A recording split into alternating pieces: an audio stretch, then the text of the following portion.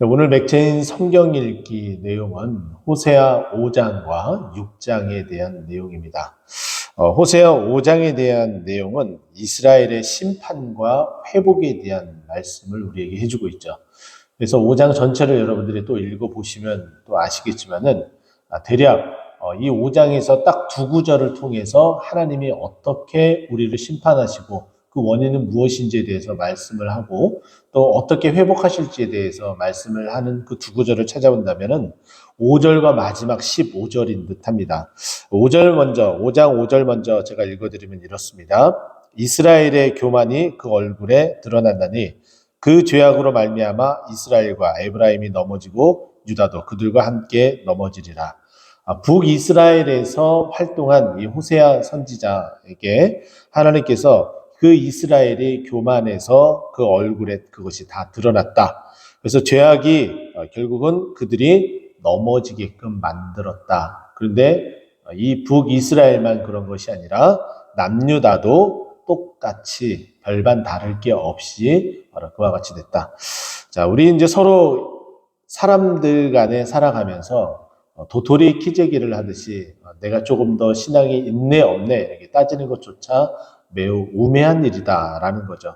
우리는 다 같은 죄인이고 다 같이 하나님의 은혜 없이는 살아갈 수 없는 존재인데도 불구하고 내가 조금 더 기도한다, 내가 조금 더 알고 있다, 내가 조금 더 신앙생활을 하였다라는 그것만으로 마치 그러니까 우열을 가리려고 하는 어떤 그런 우매함에서 우리는 좀 벗어나야 된다. 저는 그렇게 생각이 되어집니다. 또 15절 말씀 보면은 이제 이와 같이 이제 멸망, 심판에 이르는 반면에 하나님은 어떠한 준비를 하고 계시는지 우리에게 말씀하는데, 자, 그들이 5장 15절 마지막 절입니다. 그들이 그 죄를 뉘우치고 내 얼굴을 구하기까지 내가 내 곳으로 돌아가리라. 그들이 고난받을 때에 나를 간절히 구하리라. 자, 이스라엘이 결국은 깨닫고 이 사람이 죄악된 사람이 깨닫고 이제 회개하며 하나님 앞에 돌아온다라는 거죠. 돌아올 때에 하나님을 찾게 되고 하나님과 교제하게 되고 회개하게 되면은 하나님께서 결국은 여기에는 정확하게 나타나 있지 않지만은 이 말씀을 하신 이유는 하나님이 이 모든 이 죄악을 용서해 주시고 구원해 주시고 회복해 주신다라는 말씀이 여기에 수록이 되어진 거죠. 그러면 이들이 어떻게 찾는 것이, 어떻게 하나님 앞에 나오는 것이 회복되는 일이냐.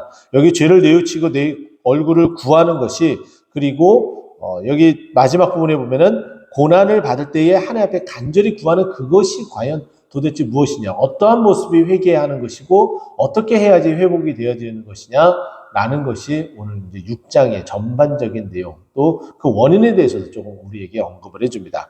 자, 먼저 그러면 간절히 구하고 뉘우치고 얼굴을 구할 때에 그 구함은 어떠한 모습이어야 되냐? 6장 1절이 그것을 우리에게 이야기합니다.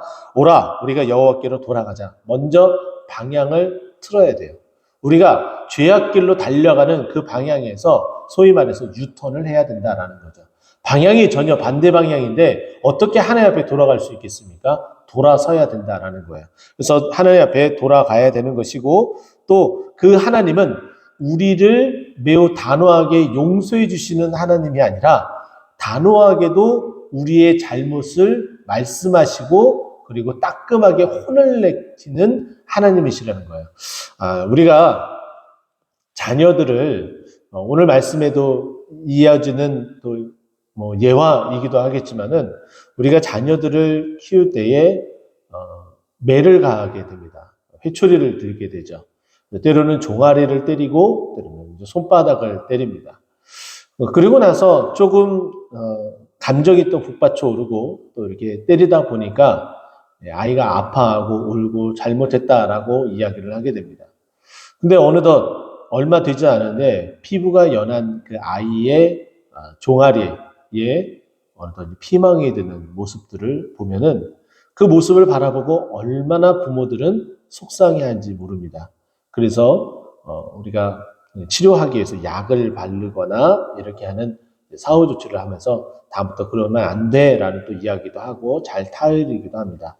이런 내용은 우리가 직접적으로 이렇게 하기도 했지만은 이전에 드라마에서 볼 수 있는, 또 영화나 드라마에서 볼 수 있는 매우 흔한 장면이었습니다. 그러나 어느 순간부터 아동학대니 뭐니 하면서 우리 부모 세대들이 자녀들에게 할 수 없는 것이 되어버리는 것이 체벌에 대한 부분입니다. 그러면 세상은 체벌을 하지 말라고 하는데 어떻습니까? 성경은 체벌을 가하라라고 이야기를 해요. 우리는 어느 선에 과연 서야 됩니까? 세상의 기준에 맞춰서 살아가야 되는 것이 맞습니까? 아니면 하나님의 말씀에 따라 살아가는 것이 맞습니까? 한때는 오은영 소아청소년 정신과 의사 그 박사의 신드롬이 일어났습니다. 그래서 그 오은영 박사가 하는 말들은 다 자녀들을 옳게 키우는 방법이 무엇인지에 대해서 고개를 끄덕이면서 많은 사람들이 신드롬처럼 일어났었죠. 근데 자세히 보면은 인본주의에 쩌들어서 하나님의 말씀과 상반되이 지도하는 방법을 가르쳐주는 일들이 매우 많습니다. 대표적인 것이 아이들을 때리지 말라는 부분들에 대해서 바로 저는 그렇게 여겨집니다. 자, 그런데 오늘 여기 우리 하나님께서는 우리에게 어떻게 하시는지 한번 보세요. 여기 보면은 우리를 찢으셨으나 라고 이야기를 하고 또 뒤에 보면은 우리를 치셨으나 라고 말합니다. 자, 우리를 그냥 단순히 법의 집행자로서만 계시는 하나님이시라면은 우리를 찢으시고 우리를 치는 것으로 끝날 텐데 하나님은 법의 집행자, 정의의 사도 그 이상의 분이라는 거예요. 하나님은 정의로우신 분이시고 법의 집행자이시기도 하지만은 그 이전에 우리를 사랑하시는 하나님 아버지시라는 거예요. 하나님 아버지이기 때문에 우리를 찢으셨어도 우리를 도로 낫게 해주시려고 하시는 것이고 또 우리를 치셨어도 우리를 싸매 주셔서 더 이상 상처가 나지 않게끔 하시는 그 사랑이 있는 하나님이시라는 거예요. 사랑이 없는 하나님 아버지가 아니라 그냥 법의 집행자 정의의 사도라면은 그냥 우리를 찢고 그리고 우리를 치는 거에 그친다라는 거죠. 이것이 얼마나 감사한 일입니까? 그렇기 때문에 이와 같은 사랑이 있는 법의 집행자가 아닌 그 하나님 아버지께로 우리가 돌아가자. 그것이 우리가 살 길이다라고 호세아 선지자가 하나님의 음성을 듣고 백성들에게 외치는 겁니다. 그러고 나서 2절 보니까 여호와께서 이틀 후에 우리를 살리시며 셋째 날에 우리를 일으키시리니 우리가 그의 앞에서 살리라. 결국은 살아나게 돼 있어요. 죽는 것이 아니라 살아나게 돼 있는데 여기 말씀 보니까 이틀 후에 그러니까 첫날에 우리가 돌아가게 되면은 하나님께서 치시고 또 싸매시기도 하지만 그 다음 날에 어떻게 하신다는 거예요? 우리를 살리신다. 일단 거의 죄악으로 말미암아 죽어야 되는 것이 마땅한데 그를 우리가 살리시고 그런 우리를 살리시고 그리고 우리를 일으키신다라는 것은 우리를 이제 하나님과 동행할 수 있도록 활동할 수 있도록 만들어 주신다. 진정으로 살아나게 한다. 여기 보면은 날짜로서 표현을 했지만 이틀 후라는 표현으로 이야기를 하고 셋째 날이라고 하였지만은 이거는 날짜에 대한 그런 것도 있지만은 그 다음 과정을 말하고 있는 거예요. 하나님께서 우리를 그 다음 과정은 지금은 우리를 치시고 우리를 또 찢으시고 우리를 혼내키시는 우리의 잘못으로 인해서 그와 같은 징계, 지금 고난, 고통 가운데 있는 것이지만은 그 다음 단계는 우리가 살아나게 되고 일어나게 되고 하나님과 동행하게 되고 회복하게 된다라는 거예요.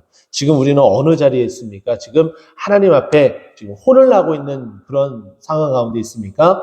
계속해서 하나님의 그 혼남도 받아들이고 회개하고 돌이키게 되면은 그 다음 순서인 회복하고 일어나고 하나님과 동행하고 일으킬 수 있는, 일어날 수 있는 그 은혜가 우리에게 다가온다라는 거죠.